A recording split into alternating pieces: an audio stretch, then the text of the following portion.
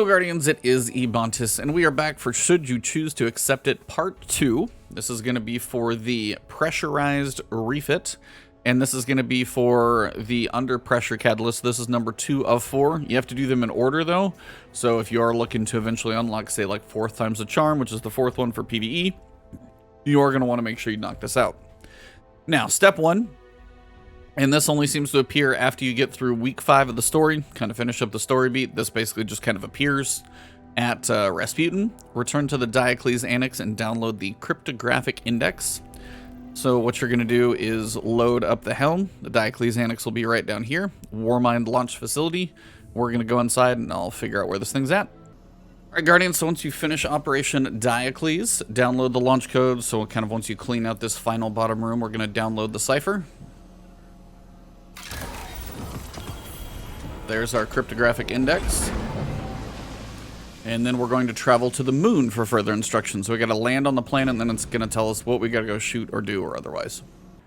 Alright, so once you land on the moon, the next step of the quest is going to be decrypt passcode cipher by completing patrols and defeating combatants on the moon. Now, I thought previously that the patrols were worth more than like 10%. But the one that's like this with Toland on the moon, it's just 10%. I did multiple in a row because they kept loading in. So those were just 10%. So my recommendation is pick up those. All you got to do is drive slightly to another area, listen in for 5 seconds. It's easy. And then while you're doing that, if you see any patrols that look like this, that look like kind of a little targeting reticle thing, let's just go kill enemies. And while you kill enemies, your patrol will count for another 10% and you'll be killing enemies. Each enemy is 1%. So knock out both of these and we'll get on to the next step. Alright, so once you complete this step, you're going to see on step 4 the cipher is Didros. And you need to locate the dead drop in the K1 Logistics Lost Sector of Archer's Line. So if you just go to the map, Archer's Line is going to be over here to the left of Sanctuary. K1 Logistics is over here. You can do it on normal difficulty, and it's just right after you beat the boss. So let me knock this out, and I'll show you where it's at. So once you finish the boss fight here in the K1 Logistics Lost Sector in kind of this little arena, you're going to have your chest that you'll open. And then right here behind it, you're going to have your dead drop right back here. So just if you enter the cipher, you should get what you're looking for. Now our next step. Oh, back up. Otherwise you're going to die, because that actually killed me last time. That was a fun part of the video. Now launch Operation Seraph Shield on Legend difficulty and find the weapon schematic.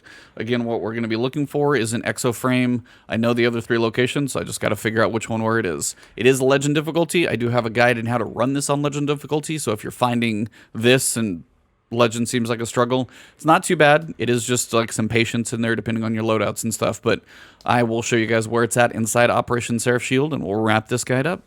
Alright, so the exoframe we're looking for this week is going to be in this region. Now, once you've got your first operator buff in the previous room, kind of come into here, you've got this little red kind of half circle area. Second operator shot is going to be right there.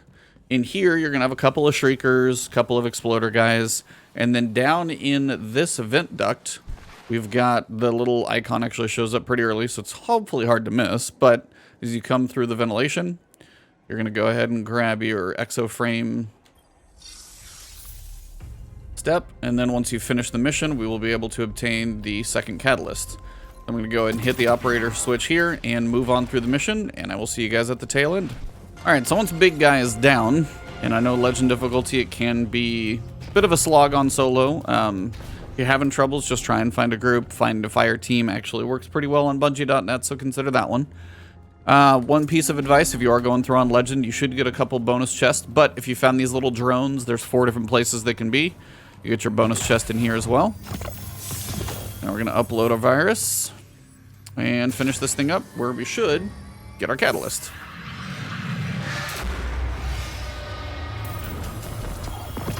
Here we go, Hunter's Trace and Pressurized Refit are there.